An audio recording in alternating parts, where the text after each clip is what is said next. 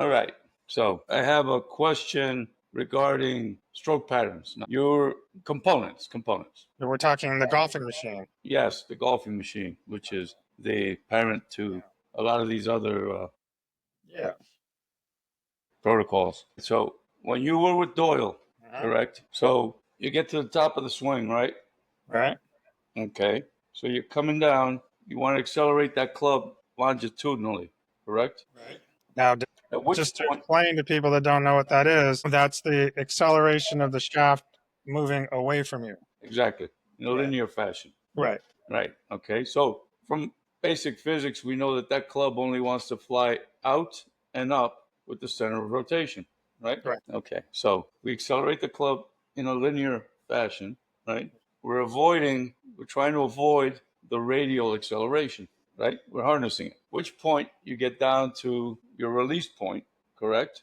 Where the At that shaft's about point, parallel to the ground. Right. right, shaft's parallel to the ground. At that point, effective pivot or your effective pivot allows it, right? You're no longer going linearly, you're going circularly, right? Radially. And the club flies out and you take advantage of the fly out. It's called the throw out action. Is that correct? Would that be That's right? right. Yeah. Is that how you learned it? Yeah. It was. I mean, what Ben would do is he'd put water in a bottle, and then Yes. it'd be like hold the water in the bottle and then dump the water out at the ball Yeah, at the low point.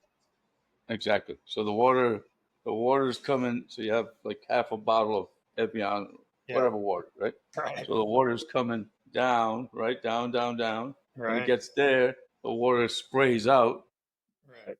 and that's the natural. Yeah, I'm trying to, because that would be in MORAD terms CF, centrifugal force, I think. Yeah. So it was about levers, and the wrists would act more as passive hinges to allow for what Ben would call the endless belt effect. Yes. Yeah. So, as compared with a hitter, where those hinges would now be powered levers using a Form 3 lever. So, a Right. Form 3 lever would mean you would have the fulcrum on one end, you would have the pressure, the force in the middle, and then you would have the load or the mass on the other side. So, the fulcrum would be you could just it's a little more complicated than this, but I'll just put it in simplistic terms. Yeah. You would create a fulcrum with, say, the back three fingers. That's like your fulcrum.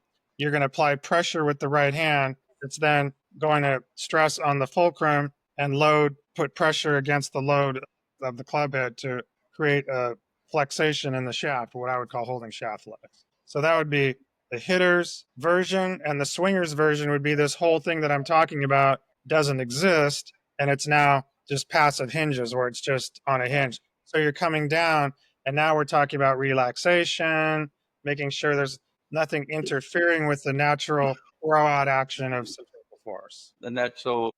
So these are the two polarizing methodologies for hitting a golf ball. And I hope that someday this becomes standard understanding in the golf teaching community, whether it's the PGA teaching manual or whatever it is going on. They need to understand that there's a difference between hitting and swinging, because a lot of these components that you're talking about in the golfing machine, they're not interchangeable. It's not, some of them are and some of them are not. So Right. hitting and So swinging are very different. And the teacher needs to say, am I dealing with a hitter or a swinger? So I've moved to hitting because I believe 100% that it's a superior method. It's supported by the majority of great ball strikers, and my own direct and personal knowledge, having done both, is that it's a far superior method in many ways. Under pressure, compression of the golf ball, repeatability, travels better. The list could go on and on and on. But the swinging is still a viable way of hitting a golf ball. I will not deny that. I've won tournaments as a swinger, a lot of tournaments, and played very well. I mean, I made the quarterfinals of the U.S. Amateur as a swinger. Not bad, It's a good method, but it relies upon, there's a couple critical elements of swinging that are mandatory as far as I'm concerned. I think Ben and both Greg McCatton would agree that the acceleration coming down from the top of the swing, it must be steady and even. Okay. yes.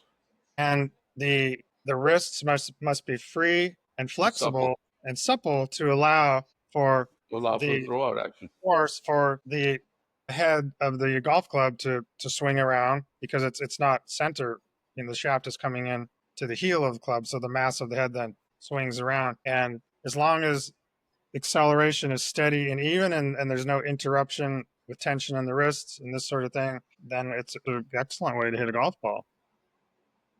But Yeah, the and that's problems yeah. are that these things don't happen. Steady and even doesn't happen. There's a human element in there, and there's levels of tension and under pressure and things like that where your